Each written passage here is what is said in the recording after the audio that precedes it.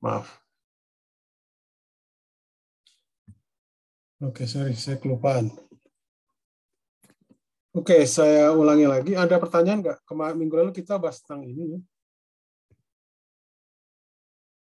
Cara ngilangin ini gimana ya? Jadi minggu lalu kita bahas tentang ini, tentang gerak partikel dalam partikel bermassa dan bermuatan listrik dalam medan magnet yang konstan gitu ya. Itu bagaimana bentuk Lagrangiannya. Jadi kita menganalisa soal dulu. Jadi untuk yang apa namanya? Untuk yang B-nya itu hanya komponen Z yang tidak konstan itu didapatkan seperti ini. Jadi tentunya kalau dari persamaan yang BZ itu didapatkan tentunya AY dan AX, misalkannya kita pilih tidak 0, dan AZ itu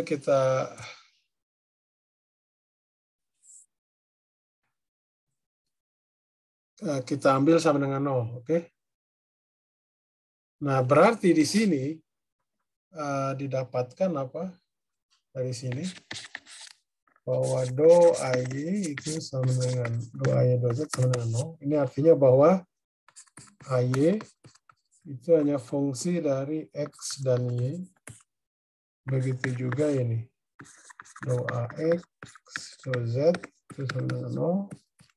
Juga sama. Berarti AX itu hanya fungsi dari X. Gitu. Oke. Nah, kemudian dari sini bisa kita dapatkan misalkan ya, ini cuma misalkan kita bisa milih AY dan AX itu tidak 0. Jadi dari sini kita tebak bahwa AY itu adalah, karena dia itu diturunkan terhadap X, makanya adalah pastinya ini adalah B kali X, gitu. Ini kali setengah di sini. Kemudian AX itu adalah setengah B. Gitu ya. Ini contoh solusi misalkan ya, kita ambil seperti ini. Nah, kalau kemarin teman Anda bilang, boleh nggak misalkan AX-nya kita ambil 0? Kalau dari sini sih boleh saja ya. Sebentar ini, maaf, ini minus ya, ada minus. Itu kita boleh pilih aja, bisa aja, nggak masalah. Tapi kebetulan ini misalkan saya ambil A-nya dan AX-nya tidak 0. Sehingga bentuk A-nya nanti itu adalah setengah B min Y I tambah XJ. Begitu. Ini contoh solusi ya. Sampai sini dulu pertanyaan nggak? Alternatif lainnya, misalkan Anda bisa memilih tadi ya, misalkan AX sama dengan 0. Jadi AY-nya itu berarti tinggal B kali Y saja. Maaf, B kali X. Sedangkan kalau untuk AY, ini jadi solusi 1, 2, 3. Ya, jadi kalau ini sama dengan 0, itu berarti AX-nya itu sama dengan min BY. Gitu aja paling. Oke, sampai sini dulu pertanyaan nggak? Jadi Anda bisa memilih beberapa kondisi ya, dan kondisi ini ya bisa dikatakan ekivalen ya, karena teori ini teori Gauge gitu. Jadi Anda ambil kondisi atau solusi apapun itu ekivalen gitu, sama saja. Oke, nah tapi yang kita ambil untuk sekarang itu adalah yang A ya, yang pertama. Oke. Jadi sebenarnya kalau kita ini kan, kalau kita gambar gitu ya, gambar. Oh, sorry. Jadi kalau misalkan ini adalah Z, ini adalah X, ini Y gitu ya.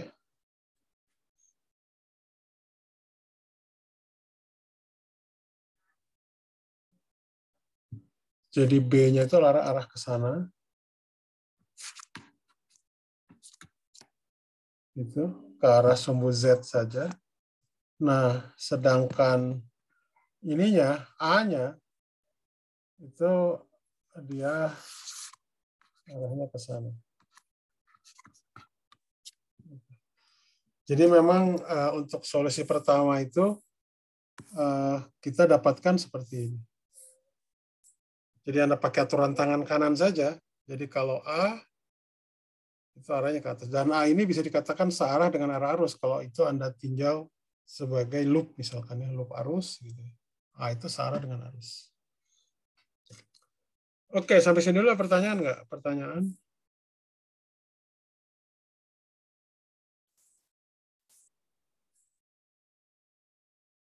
Oke, kalau tidak ada, nah berarti kemarin kita dapatkan apa? L-nya untuk yang pertanyaan yang A, berarti jadi L-nya itu adalah tentu setengah M X dot kuadrat ditambah X dot kuadrat tambah Z dot kuadrat.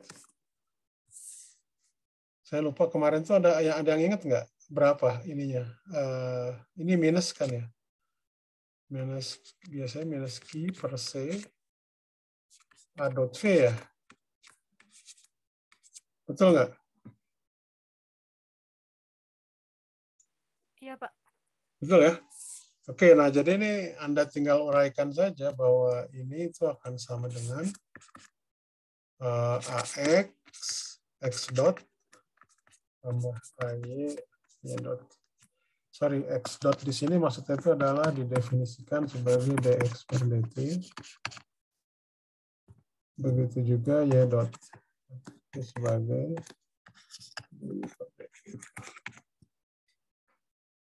itu. Jadi ini adalah sama dengan setengah B apa namanya X maaf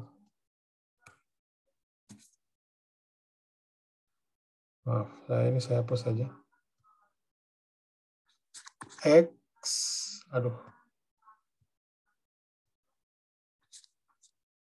X Y dot sebentar AX AY oke. Y dot di minus Y X dot gitu ya. Gitu. Nah, jadi itu adalah Lagrangian. Kemudian untuk yang B, nah, jadi kalau Anda ditanyakan tentang solusi ya, solusi persamaan geraknya, nah persamaan geraknya dari sini itu Anda bisa dapatkan. Jadi ini yang B, yang B, aduh, kenapa saya coret? Jadi ini adalah yang B.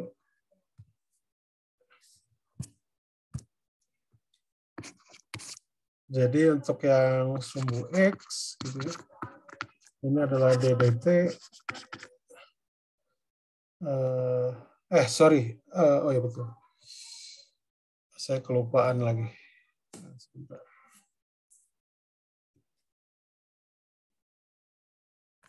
Saya kelupaan satu lagi itu adalah Z dot. Z per D. Oke. Jadi kalau dalam sumbu yang paling mudah itu adalah sumbu Z dulu deh. Sumbu Z dulu. Sumbu Z, karena yang paling mudah sumbu Z. Berarti ini adalah DDT. Dou L per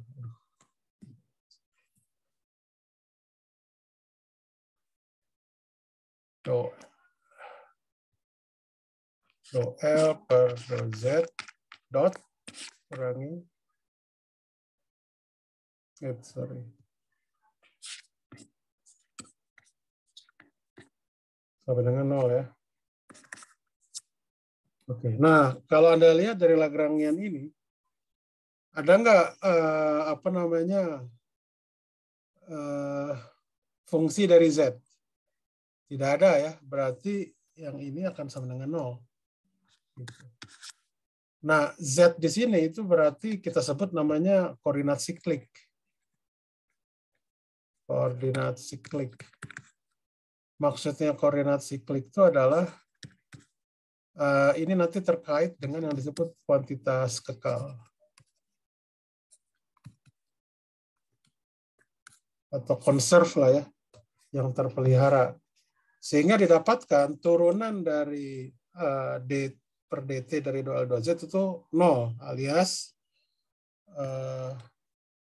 ini namanya kita sebut namanya PZ gitu ya, momentum umum itu 2L.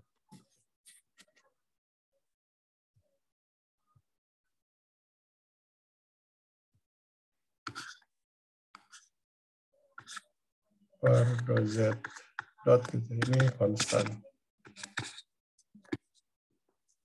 Gitu. Nah, jadi kalau P itu konstan alias M kali Z dot itu konstan, itu berarti apa? Berarti ya yang paling mudah Z dot di sini itu adalah katakanlah misalkan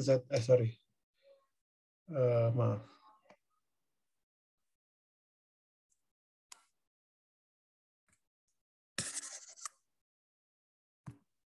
Jadi Z di sini itu adalah Z0 per tambah PZ yang konstan dibagi M kali P.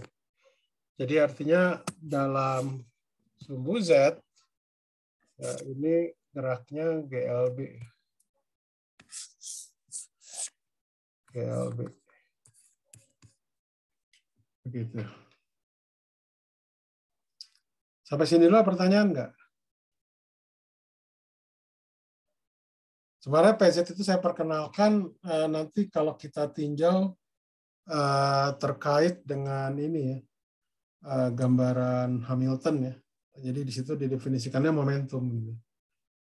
Sampai sini dulu pertanyaan nggak sebelum saya lanjutkan? Ada pertanyaan?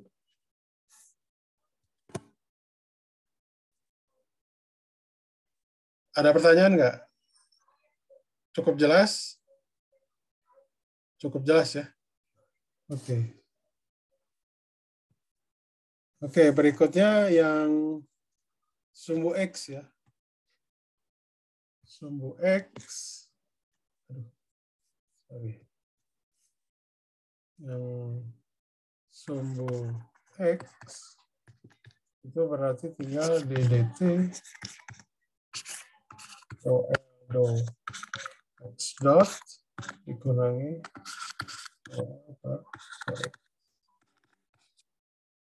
Oke.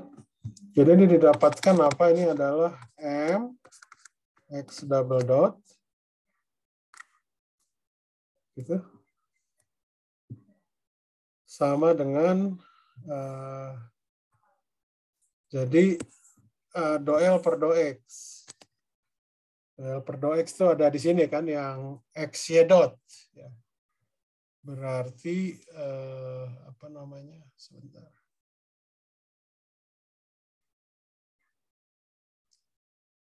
Dikurang minus seperti plus. Seperti di sini minus ya. Minus setengah B Y dot ya.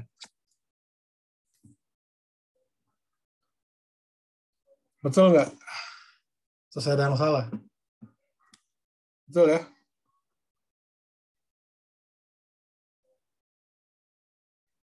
Oke. Kemudian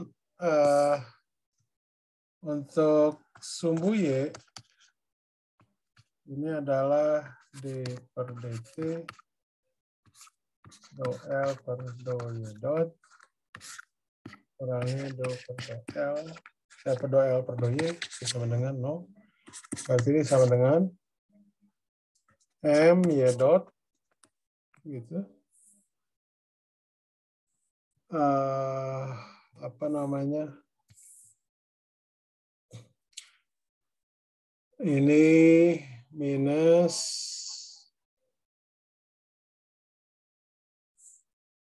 plus ya. Setengah X dot. Oke, betul nggak ini? Ada pertanyaan?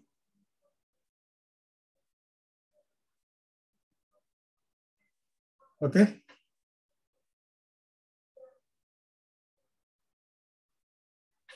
Oke, Pak. Ya. Ada pertanyaan? Belum ada, Pak. Belum ada. Oke. Nah, ini persamaan diferensial terkapel gitu ya. Jadi sebenarnya yang paling mudahnya biasanya kita mendefinisikan ini dulu. Misalkan ya, Vx itu didefinisikan sebagai X dot, dan Vy itu adalah Y dot gitu. Ini biar gampang aja. Gitu. Jadi yang pertama ini, dia akan menjadi M Vx dot sama dengan min setengah B Vy. Sedangkan yang ini adalah M Vy dot sama dengan setengah B Vx gitu. Nah, sekarang kalau saya turunkan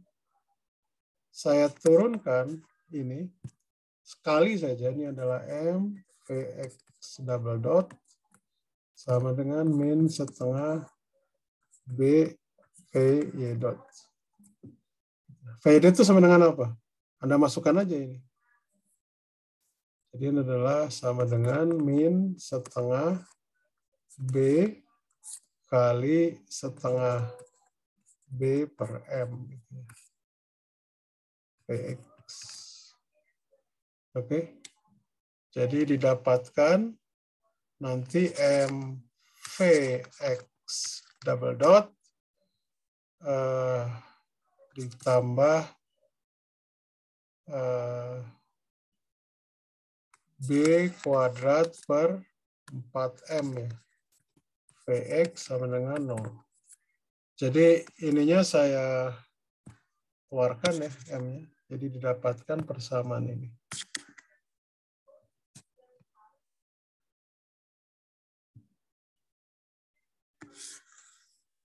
Nah, ini kita tahu bentuk seperti ini adalah apa? Yang paling mudah itu adalah ya ini.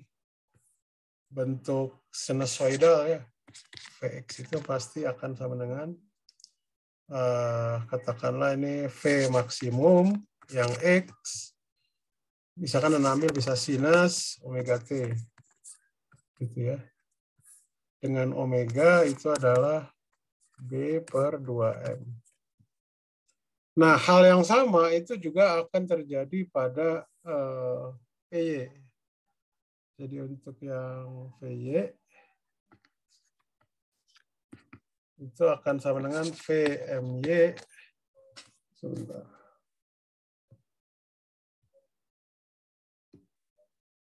Vmy.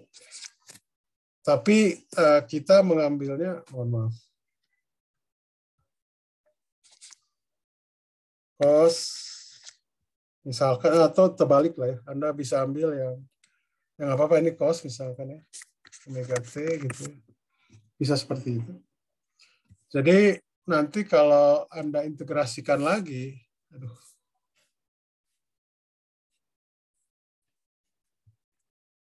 jadi ini nanti didapatkan X sebagai fungsi dari T itu adalah, misalkan ini adalah X0 gitu ya. X0 ditambah V MX dibagi omega. Bentar, integral sin itu cos kan ya? Ya sebentar, min cos ya.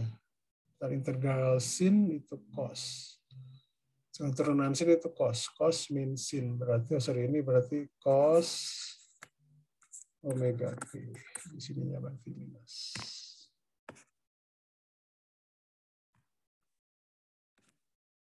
Sedangkan untuk Y-nya, ini fungsi T. Ini adalah Y0 ditambah VM Y dibagi omega minus omega T. Oke ya. Ada pertanyaan nggak? Oke, nah Pak, ya. ini kalau seandainya di situ ada Vx double dot itu Pak, artifisis dari turunan 2 kali kecepatan itu seperti apa ya Pak? Maksudnya ya secara matematik memang bisa sih kayaknya seperti itu. Ya itu cuma ini aja, cuma itu namanya jerk kita nyebutnya. Perubahan dari percepatan, tapi itu artifisisnya sih tidak ada karena Newton itu membatasi untuk fisis itu sampai percepatan saja, gitu. Sampai v dot sebenarnya. Jadi kalau untuk yang v double dot itu tidak ada. Iya, baik Pak. Ya, oke. Ada lagi yang lain?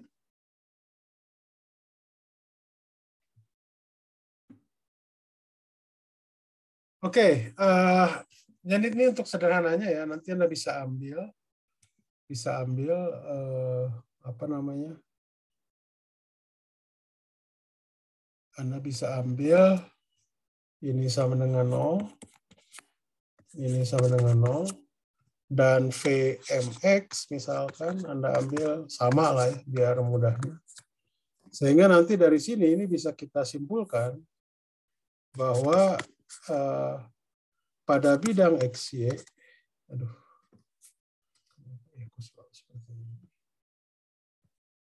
pada bidang XY itu ternyata memenuhi persamaan lingkaran. Yang ini sama dengan Vm kuadrat per omega kuadrat. Dikatakanlah sama dengan Vm. Jadi artinya kalau Anda lihat di sini dari mana tadi gambarnya, gambar ini berarti apa namanya? Saya ambil ini aja ya, yang violet. Jadi artinya partikel itu kalau Q-nya lebih besar dari 0, maka bergeraknya itu akan berbentuk spiral seperti ini. Jadi dia ada komponen dalam sumbu Z-nya yang merupakan GLB, sedangkan pada bidang XY-nya dia merupakan apa namanya gerak melingkar gitu ya. Jadi ini gabungannya kita nyebutnya gerak apa ya? Gerak spiral kali ya namanya. Jadi arahnya ke sana kalau untuk searah dengan A, kalau untuk Q-nya lebih kecil dari 0, lebih besar dari 0. Kalau Q-nya lebih kecil dari 0 itu terbalik aja, tinggal berlawanan arah. Berlawanan arah dengan arah tangan kanan gitu yang jari itu.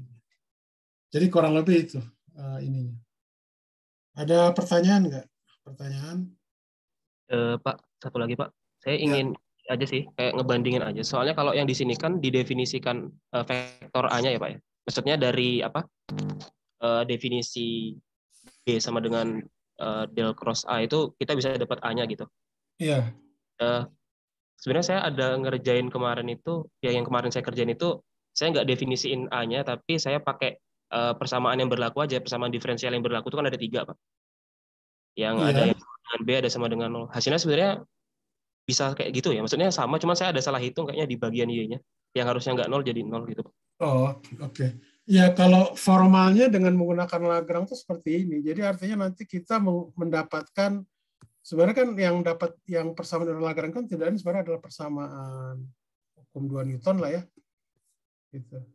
Jadi yang dikatakan kita mencari solusi itu ya mencari ininya, mencari Vx, Vy, Vz, atau kalau lebih lanjut lagi, lebih bagus lagi itu mencari X, Y, Z-nya gitu, bentuknya seperti apa. Jadi itu nanti yang menggambarkan lintasan partikel seperti apa. Gitu. Itu aja. Jadi, nah saya nggak tahu sih yang Anda kerjakan itu seperti apa gitu ya. Tapi yang formalnya memang seperti ini. Iya sih, kayaknya sama, Pak. Cuman saya ada salah hitung di komponen Y-nya, yang harusnya nggak 0, jadi 0 gitu. Jadinya harusnya kan dari Y itu ada terkopel sama X. Nah, kopelnya Ya. itu nggak muncul karena yang Y-nya itu 0. Saya salah hitung gitu. Tapi kayaknya overall Sebenarnya, oke. Ya, jadi sebenarnya seperti yang saya bilang tadi, ini nih ada 3 solusi sebenarnya ya. Kalau Anda analisa yang B-nya. Oke. Jadi saya mengambil misalkan AZ-nya sama dengan 0 lah. Misalkan saya ambil AZ-nya sama dengan 0. Oke. Jadi kalau saya ambil AZ-nya itu sama dengan 0, ya itu berarti kan dari persamaan yang BX BY itu disimpulkan bahwa AY dan AX itu hanya fungsi dari X dan Y. Gitu. Nah, jadi solusi pertama AX dan AY tidak 0, itu artinya bentuknya seperti ini, yang pertama. Kemudian kalau AX-nya sama dengan 0, ya AX-nya itu sama dengan 0, itu berarti kita dapatkan yang AY itu seperti ini. Begitu juga yang ketiga, AX yang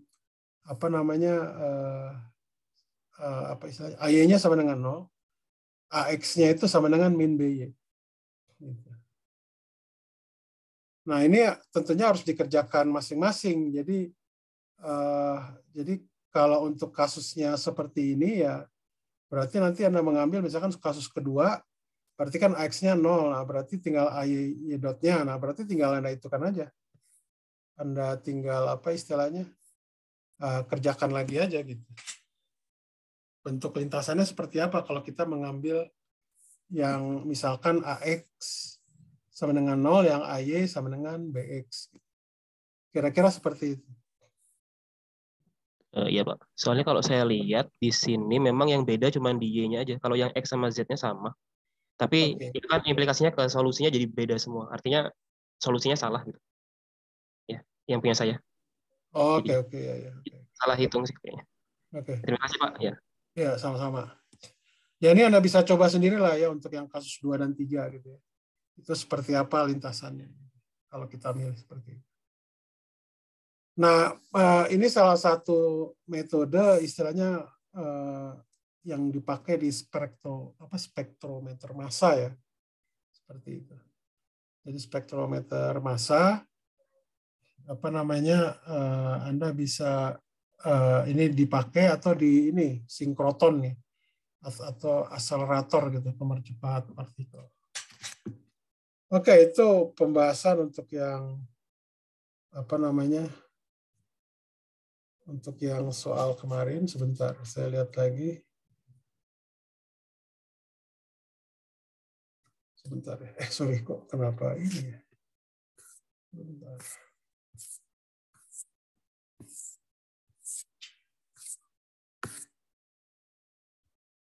Ini pada putus-putus karena mungkin pada hujan kali ya.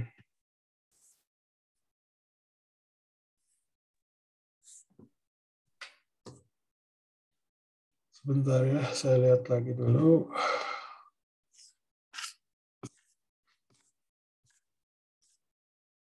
Aduh.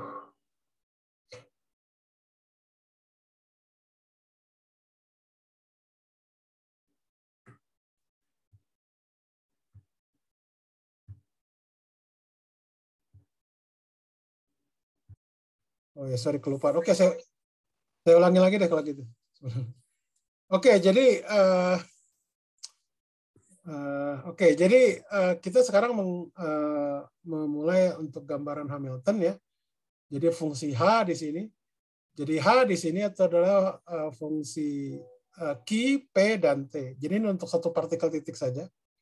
Jadi Q-nya di sini itu adalah koordinat umum, ya, sedangkan P-nya itu adalah momentum umum ya, atau momentum konjugat. Gitu ya. Nah, jadi kalau saya dari sebuah teori, misalkan saya merumuskan dari Lagrange, maka bisa dipastikan secara umum ya, bisa dipastikan bahwa saya pasti bisa mengkonstruk fungsi Hamilton dengan transformasi Legendre seperti ini. Jadi dari L, Q dot, dan T, ya, itu bisa saya rubah menjadi H fungsi Q, P, dan T, ya, dengan transformasi seperti ini, yang jumlahan dari I besar dari 1 sampai 3N, PI, Q dot, I besar dikurangi L. Di mana P di sini itu definisinya itu adalah do L per do Q dot I. Sebenarnya ini bukan definisi ya, lebih tepatnya ini sebenarnya kita mengambil hubungan antara PI dengan turunan dari do L per do Q dot. Jadi bukan didefinisikan ini. Oke. Nah, jadi klaimnya itu adalah kalau saya punya sebuah teori klasik yang Lagrange, maka saya dipastikan menggunakan transformasi Legendre ini saya punya gambaran klasik Hamiltonnya juga. Nah, gambaran Hamilton ini itu dipakai untuk bagaimana kita melihat gambaran apa istilahnya, jadi transisi ya jadi kita melihat transisi dari teori klasik ke teori kuantum itu dengan menggunakan gambaran Hamilton. Gambaran di mekanika kuantum yang Anda pelajari, gambaran Schrödinger, gambaran interaksi atau gambaran Dirac, gambaran Heisenberg, itu mereka semuanya menggunakan gambaran Hamilton. Jadi kalau sebuah teori klasik itu digambarkan oleh L, kita transformasikan supaya kita dapatkan gambaran Hamiltonnya seperti apa. Nah, baru dari situ kita bisa melihat transisi dari klasik ke kuantum. Sebenarnya itu ada ininya, ada metodenya. Jadi tinggal menganggap bahwa H-nya di situ sebagai operator, P-nya di situ sebagai operator, Q-nya operator. Dan nanti antara Q dan P, antara hubungan antara P dan Q, yang dikatakan pasangan konjugat ini, Q dan P, kalau di klasik itu disebut ada namanya Poisson bracket, sedangkan di kuantum itu ada Lie bracket. Nah, jadi kalau Anda baca bukunya Dirac tentang Principle of Quantum Mechanics, dia menunjukkan di sana, itu bukunya buku lama ya.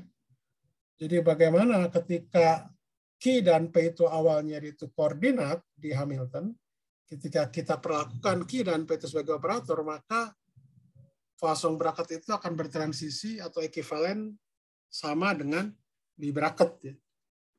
Itu cuma saya sebutkan saja. Kalau mau Anda penasaran, silakan dibaca bukunya atau Anda bisa cari di internet tentang transisi seperti itu. Oke.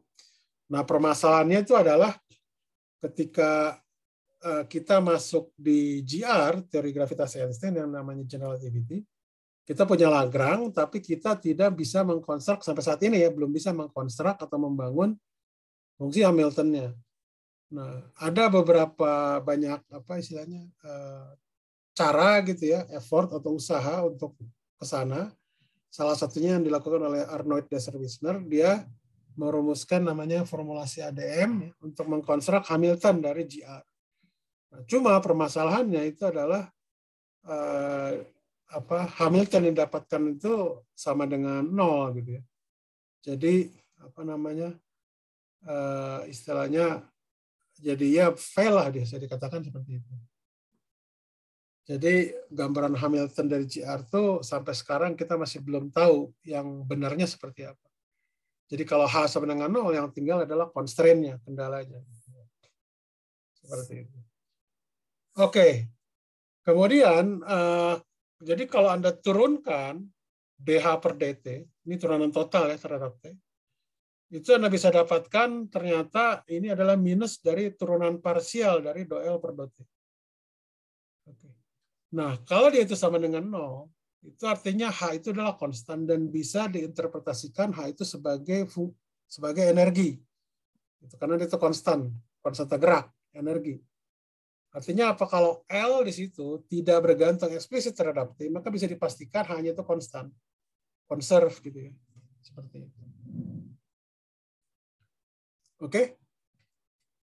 Cukup jelas ini ya. Cukup jelas. Oke. Jadi kalau secara umum H itu kita nyebutnya namanya functional energy saja. Gitu. Ada beberapa buku yang bilang seperti itu. Oke, ini saya ambil contoh untuk osilator harmonik. Osilator harmonik satu dimensi. Jadi bentuk Lagrangiannya seperti ini, yang Anda lihat setengah m q dot kuadrat dikurangi setengah k q kuadrat. Jadi kalau kita untuk mendapatkan P-nya di situ momentum umum, tinggal diturunkan terhadap q dot. Maka P-nya di sini itu adalah m q dot. Oke. Jadi Anda menggunakan transformasi Legendre di sana, didapatkan bahwa P kuadrat per 2M ditambah setengah K Q kuadrat. Nah, jadi Anda lihat di sini, H-nya itu tidak bergantung pada T, oke, secara eksplisit. atau L-nya tidak bergantung pada T secara eksplisit, artinya bahwa E-nya di sini konstan. Nah, jadi Hamilton ini yang dikatakan energi dari oscillator harmonik atau energi mekanik, ini adalah kalau Anda definisikan, lihat P per akar dari 2M, yang satu lagi adalah apa istilahnya K per 2, akar K per 2 kali Q ya. Jadi kalau Anda gambarkan di sana ya, yang P per 2, ini maaf, ini adalah harusnya pakai akar ya. Ini pakai akar, maaf, ini saya koreksi. Ini ada akar di sini. Akar di sini. Sini juga ada akar ya. Gitu. Jadi kalau Anda gambarkan, itu ini tidak lain adalah lintasan di ruang fasanya. Oscillator harmonik itu adalah apa namanya, berupa lingkaran ya, yang radiusnya adalah E pangkat setengah. Ya, tentunya di sini dia E-nya lebih besar dari 0 kan. Anda lihat kan di sini kuadratis dia. M-nya lebih besar dari 0, K-nya tentu lebih besar dari 0. Oke. Nah, jadi kalau dia itu ada sebuah misalkan teori, ternyata lintasan itu berbentuk lingkaran, dia mengelilingi titik origin di sini, itu bisa dikatakan teori ini adalah teori yang stabil. Oke, ini adalah teori yang stabil dalam konteks Lyapunov. Begitu. Sampai sini ada pertanyaan nggak? Jadi oscillator harmonik ini dalam ruang fasa dia bentuknya adalah lingkaran ya, lintasannya. Dan radius itu adalah E pangkat setengah. Dan Anda lihat di sini apa namanya? Dia lintasan apa namanya di ruang fasanya dia tertutup, close. Jadi kalau close di sini itu udah dipastikan dia stabil. Oke. Ada pertanyaan nggak sejauh ini? Ada pertanyaan? Oke, nah dari sini bagaimana mencari solusi? Ya, mencari solusi itu mudah. Jadi karena di sini kita punya radiusnya E pangkat setengah, maka bisa saya pastikan bahwa P di sini itu adalah akar dari ME cos theta, di mana tetanya itu adalah fungsi dari T. Kemudian Q-nya itu adalah E per K sin theta. Jadi ini bisa didapatkan bahwa E-nya di sini itu tidak lain adalah sebentar, ini mohon maaf pada bisa ada yang kurang, ini harusnya setengah ya.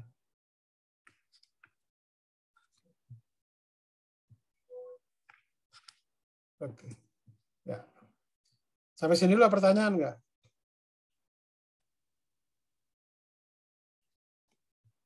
Anda abaikan dulu yang bawah, karena yang bawah itu adalah persamaan gerak Hamilton, itu belum saya jelaskan. Jadi kita hanya mengambil dulu dari yang L ke H, terus mencari solusinya seperti apa. Jadi abaikan dulu yang ini. Yang apa namanya? Yang bawahnya ini. Oke, sampai sini dulu pertanyaan nggak? Sebelum saya lanjutkan, ini saya stop share dulu ya. Saya cari ini yang lain dulu. Oh maaf, salah klik.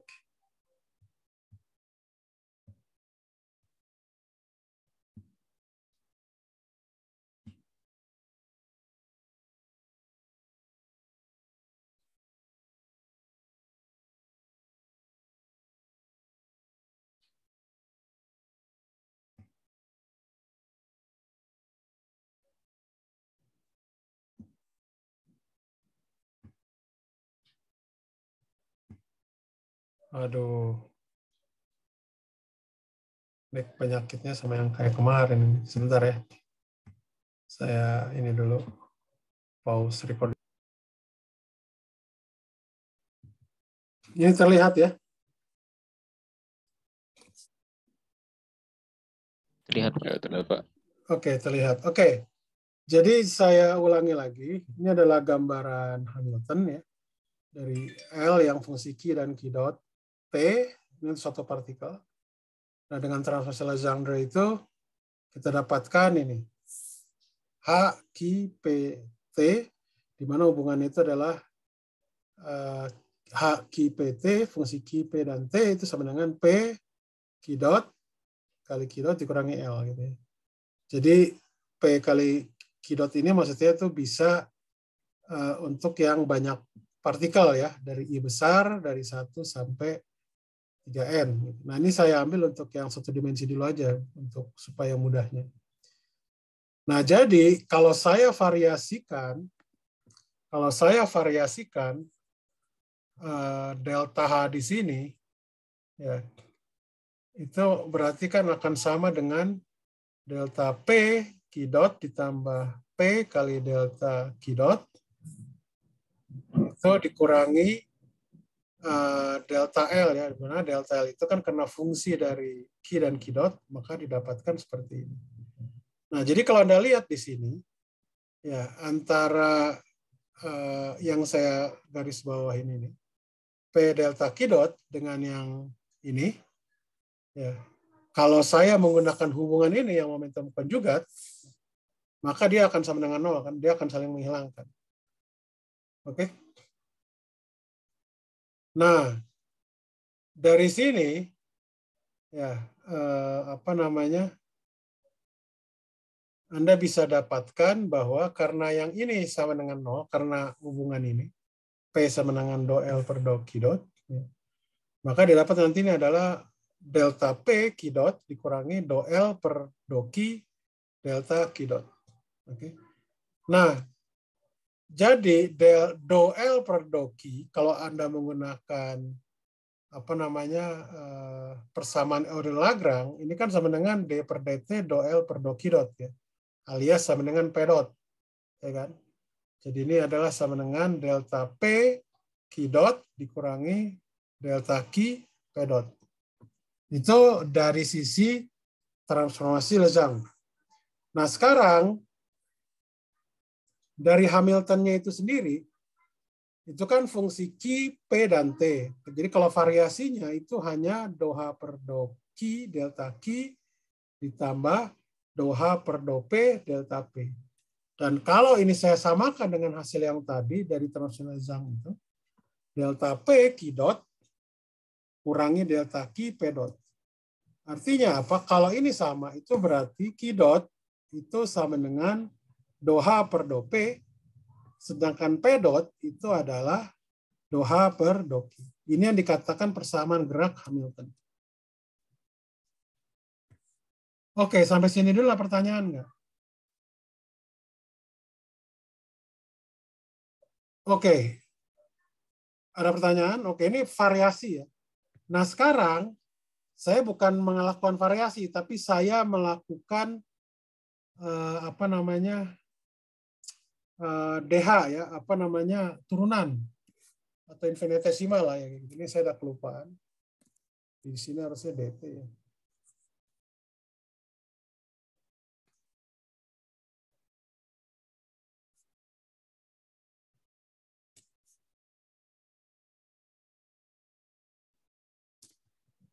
Jadi ini harusnya DT di sini. Ada DT di sana.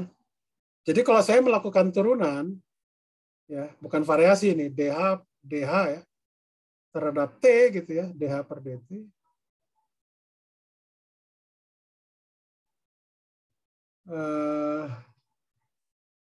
Maka dari transformasi Legendre ini, itu didapatkan, ini yang sebelah kanan transformasi Legendre yang seperti ini.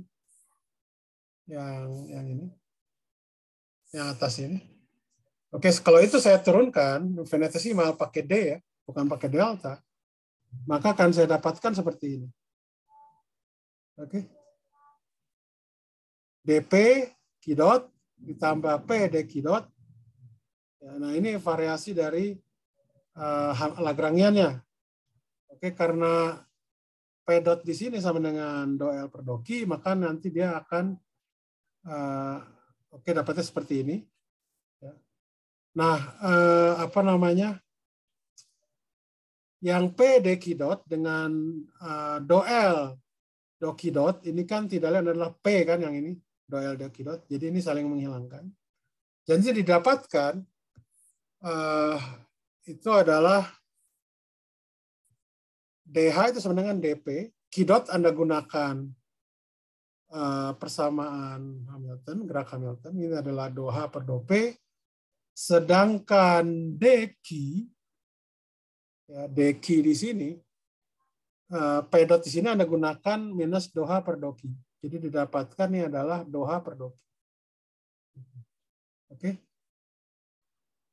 Nah, jadi kalau saya turunkan terhadap T, ini dapat P dot, ditambah do H per do P, ditambah Q dot do H per do Q. Jadi kalau Anda gunakan lagi persamaan Hamilton di sana, suku yang kedua ini akan 0. Maaf, dua suku ini akan 0. Dua suku yang pertama. Sehingga nanti didapatkan bahwa DH per DT itu akan sama dengan minus do L per do T. Jadi makanya ini dikaitkan dengan kalau dia itu konstan, itu bisa kita lihat kalau L-nya itu tidak berarti eksplisit terhadap T, maka DH per DT akan sama dengan 0 alias H itu sama dengan konstan. Oke, itu terkait dengan gambaran Hamilton. Jadi gambaran Hamilton itu dia mendefinisikan apa yang disebut namanya ruang fasa. Begitu. Ada pertanyaan sejauh ini?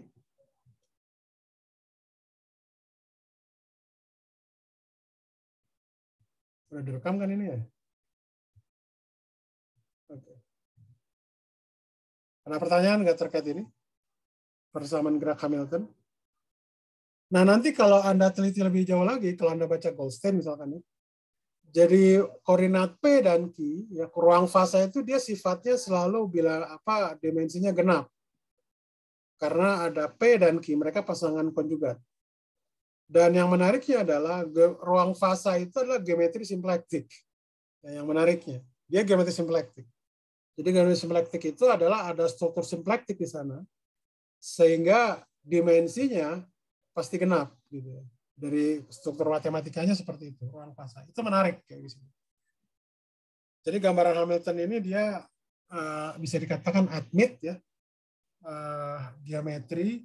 Admit itu apa istilahnya? Mengakui atau istilahnya memiliki lah ya.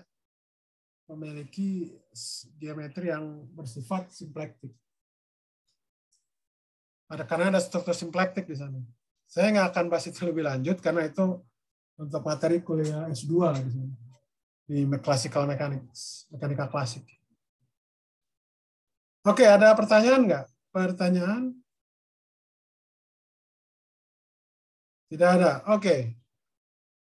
Saya akan stop share ya. Saya inikan lagi. Sebentar nih saya pause dulu. Oke, nah tadi kita menurunkan solusinya itu adalah menggunakan menggunakan Lagrange ya. Nah sekarang kalau menggunakan Hamilton gimana? Itu juga mirip. Anda tinggal menggunakan ini aja. Q dot sama dengan do H per do P. Ya, kalau Anda dapatkan Hamiltonnya itu berarti Q dot itu sama dengan P per M, itu sudah oke. Kemudian kalau untuk P dotnya itu Anda tinggal turunkan minus do H per do Q. Yang tidak lain nanti Anda dapatkan ini sama dengan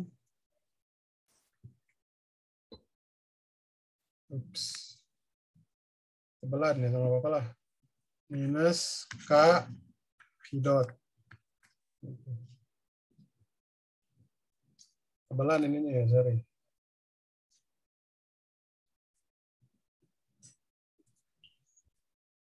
Oke. Jadi ya ini konsisten lah ya, cuma itu aja.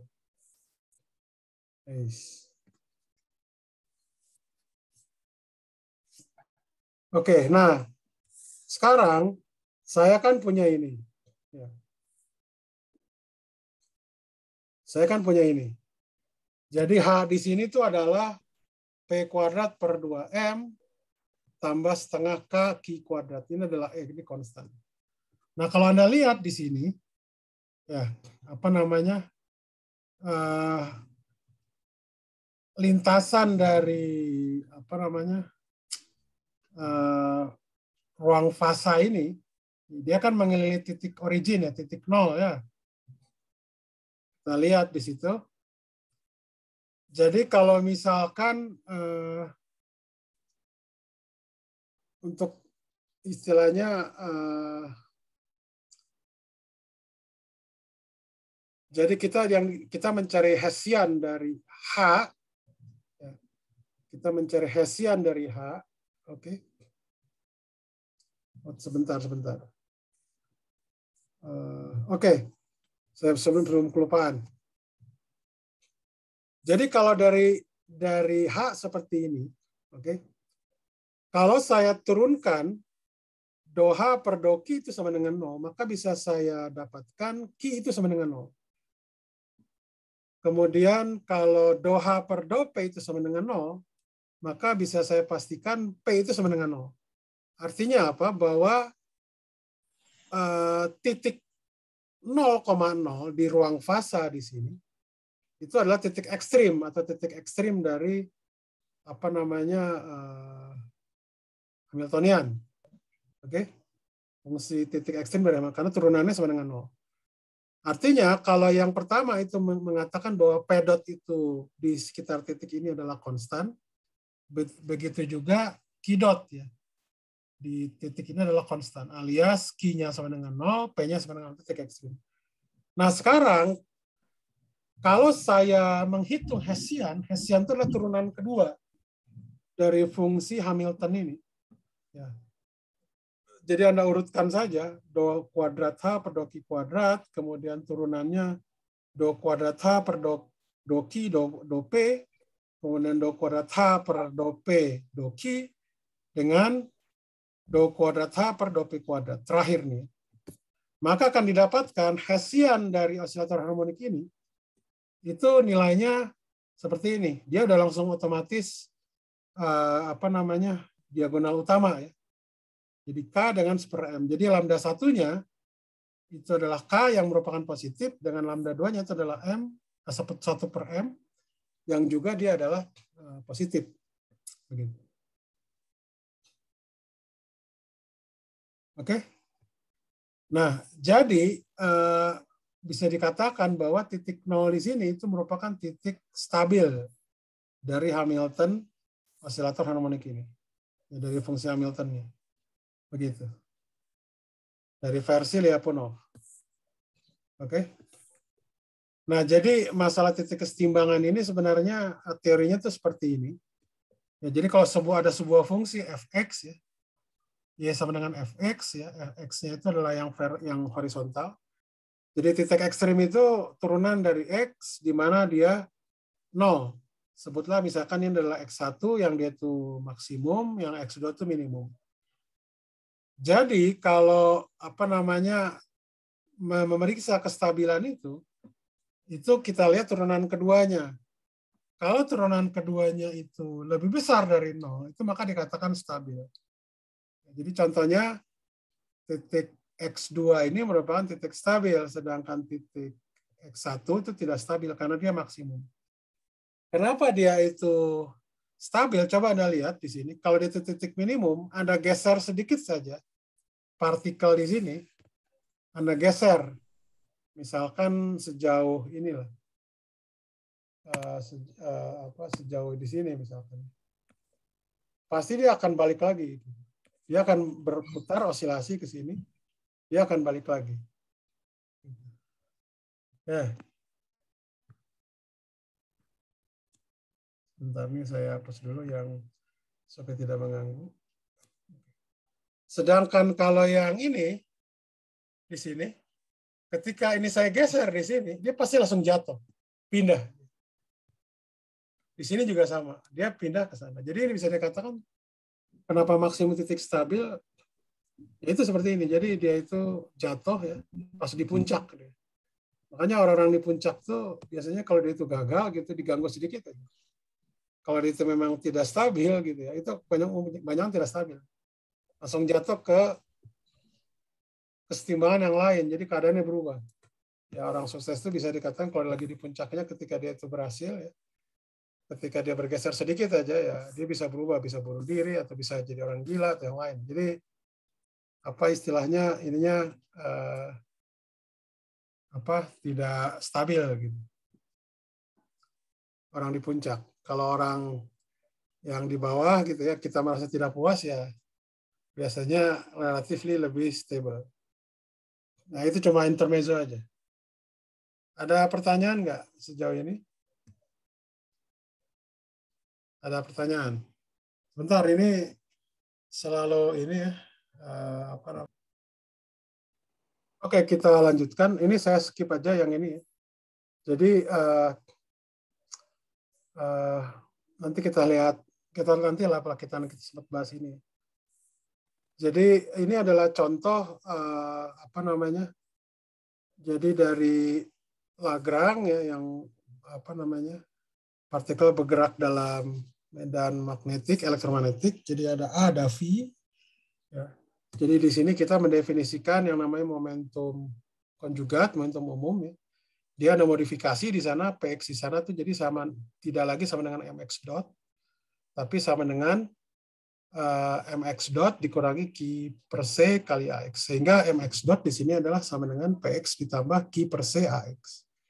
Nanti juga sama, Anda lakukan untuk yang PY juga sama. My dot itu sama dengan PY ditambah Q per C AY. Nah ini dikatakan substitusi minimal. Sehingga nanti Hamiltonnya ini, itu akan saya dapatkan seperti ini. Jadi ada modifikasi di sini. Dan secara umum H di sini itu bergantung pada T ya. Eksplisit. Karena V dan A-nya itu bergantung pada T secara eksplisit. Nah, untuk kasus untuk statik misalkan ya, A-nya sama dengan 0 alias B sama dengan 0. Misalkan V-nya itu hanya fungsi dari R saja, ini yang dikatakan gaya sentral. E-nya di sini juga konstan. H-nya itu konstan sehingga bisa diinterpretasikan sebagai energi mekanik. Sedangkan untuk yang misalkan B-nya konstan, ini juga sama. Ya, jadi kalau Anda turunkan untuk B konstan itu didapatkan A itu sama dengan setengah B cross R lah ya, kurang lebih seperti itu.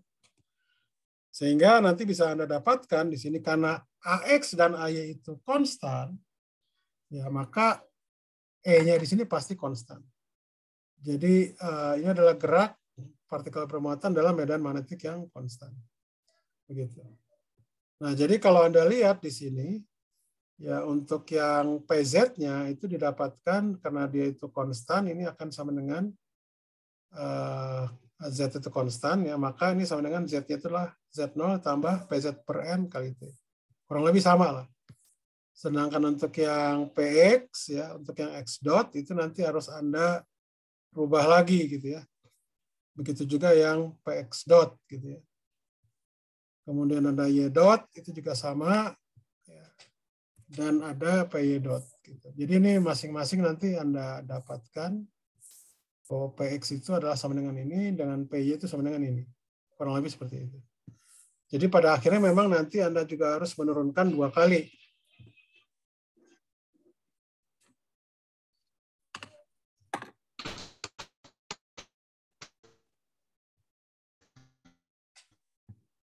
Sebentar ya. Aduh, kenapa lagi sini?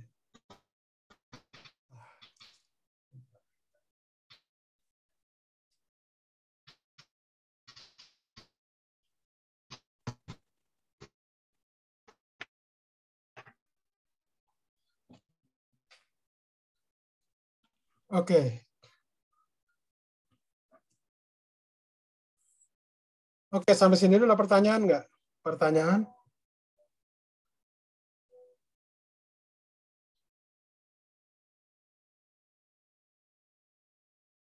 Ada pertanyaan?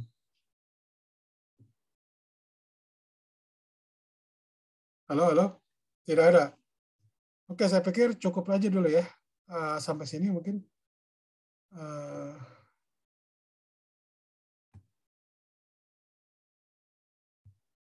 Kalau nggak ada pertanyaan, sebentar saya absensi dulu sebentar ya. Saya absen.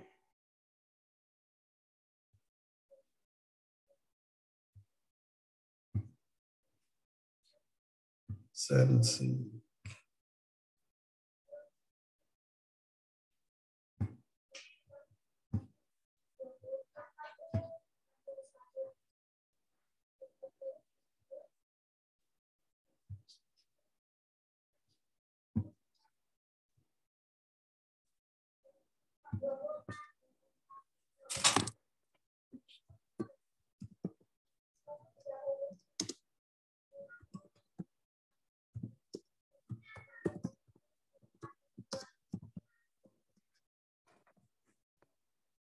Oke.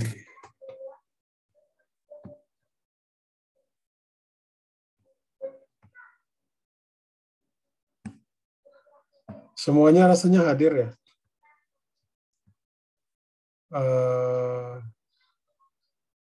Semuanya hadir ya, oke. Lukman. Namun Lukman name berapa sih, ada gitu ya? Oke. Ya udah. Oke.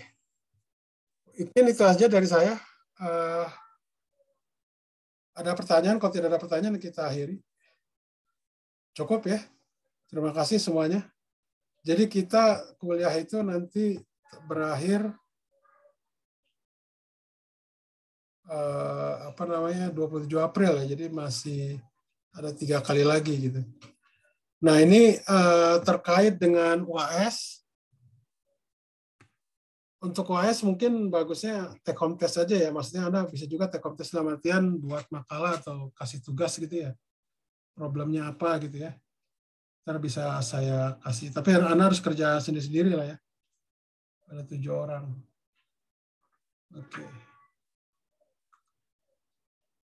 Oke, itu aja palingan dari saya.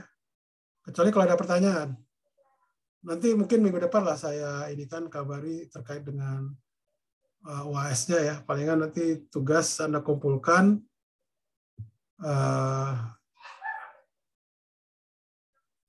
Bisa juga, ini bisa juga tatap muka setelah Lebaran atau katakanlah nanti kita atur lah kapan mau dikumpulkan. Nanti saya mesti cari problemnya dulu, kurang lebih. Oke, itu aja. Terima kasih semuanya. Selamat siang.